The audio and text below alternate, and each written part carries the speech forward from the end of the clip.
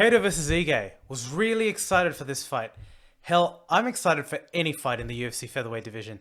Obviously, we had Volkanovski and Max Holloway duel to the death very recently, and that was a controversial decision. But really, any of the top 10 fighters within this weight division and within, the bantamweights and even the flyweights, it's really exciting. It's an amazing time to be a fan of the UFC. But this one in particular has really important implications, obviously. Max has fought Volkanovski twice. So really, I mean, there is definitely enough justification for a third fight. But let's park that for the side because we want to see new contenders. Volkanovski wants to move on. And enter Calvin Kattar and Dan Ige. Two individuals that on paper were really, really well matched. Ige coming off a really impressive 6-fight winning streak. And obviously just taking care of Edson Barbosa in what was also a very controversial decision. The ever-durable Calvin Kattar comes with an impressive resume in terms of the individuals that he stopped. And it was obviously coming over that impressive win in UFC 249 over Jeremy Stephens. So really impressive resumes and really important fight streaks. Calvin at rank number 6, I think Dan at 10. So title implications really here for both guys and stakes to play with. Watching this fight, it was really interesting to see. And I think the aspects that I really want, there are obviously a lot of technical aspects about the fight. Calvin Kattar, in terms of his boxing, he's on a really different planet. And it's very, when you think about other really crisp boxers in the UFC, it's very hard to kind of pick it. Apart from the fact that he's just really crisp in terms of landing the strikes. His distance management is perfect. And really, in this fight, we see two individuals that were relatively well matched. However, throughout the totality and the course of 5 rounds, it was relatively easy to see. And you can see through the tweets and people making the commentary that Calvin, on totality, won that. And it's interesting because they were very close, yet very far. There are levels to this UFC game, and there are levels to mixed martial arts.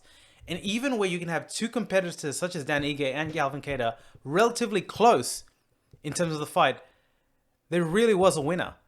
And that one was Calvin Kattar. Now, speaking towards the dynamics and how this was achieved, well, really, Calvin achieves a lot of his damages via the boxing. And in the first round, he came at Dan with a lot of body shots, really ripping into the body. And Dan with his crouching sort of, defensive sort of boxing style. For the most part, Dan was quite durable in terms of the damage that he was wearing. But even after the first round, you could see it on his eye. I mean, you had that flying knee at the end that really punctuated the first round. When Calvin's hands flew, Dan felt it. I think that's the main sort of difference. And in these lower weight classes, there are individuals that when they hit you, you feel it. Calvin's definitely one of them. Volkanovski is obviously one of them. There are individuals. There's some brilliant strikers here, but there are elite strikers that deal damage at a precision level, and this is what Calvin Kattar does. He throws very hard in the pocket, but is very technical in terms of the energy disposition and the way that he does it. And throughout the course of time, with his jab, a lot of straights, a lot of 1-2s, he was able to pick, Dan Ige apart. The second round was really punctuated in terms of this was the only round rather that Dan Ige won. And really, I think it was punctuated by the strike to the nose that Ige, and I think Ige in this particular round really picked up the pace and decided to make it a little bit of, a dogfight. And really, this was the only way they was going to win because from a precision technical perspective, this is where we see that there are real levels to the game. And let's talk about this. Like, what makes Calvin Kattar's, boxing that much more crisp? Well, you could say that they both deploy same stances. Most of the punches that they throw are the same. But really, it's timing. You really can't teach timing. To a degree, you can practice it, but there's a natural instinct. Calvin Kattar is a longer fighter. Calvin Kattar has a natural tendencies to clip people. Calvin Kattar is able to systematically throw in with his disposition from a physical perspective and translate that energy and inertia into strikes. Really well. Really well. In the third round, in most of the totality of the rounds, Calvin was advancing. And that was another thing. Dan, to his credit, was able to really slip and rip and really not allow Calvin to use the advancing that he was having to his advantage in terms of being cornered and teed off. But again, throughout the totality, we saw the strikes kind of add up. You know, Calvin throwing a lot of ones and twos. And if there was anything that I would say with Calvin, and maybe this is because it was, you know, all eyes were on these guys in terms of them being a main event, he could have maybe pressed the action a little bit more, because going into the 5th round, his gas tank was good. I think there was even commentary from his camp that, hey, you need to pick it up. You need to pick it up. And again, let's talk about that there are levels to this game. When we think about the different things that make a fighter really impressive, it's the actions and it's the nuances within the fight. You know, Ige trying his best to take Calvin down. I'm actually not too sure how effective he was, but he really wasn't that effective.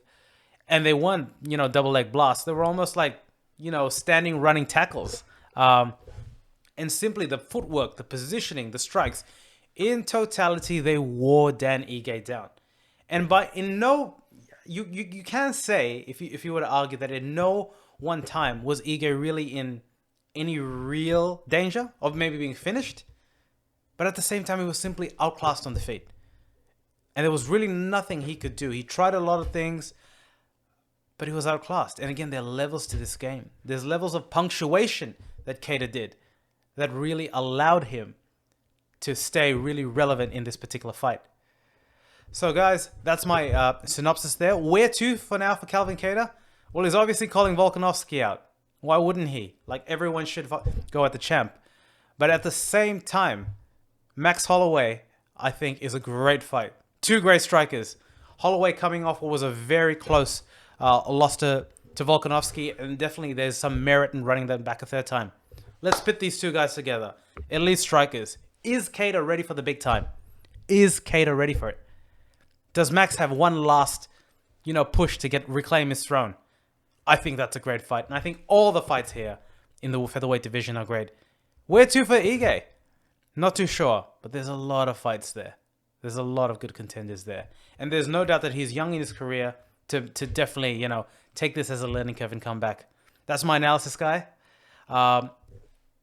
Leave some comments, put a thumbs up, and don't forget to subscribe to the channel.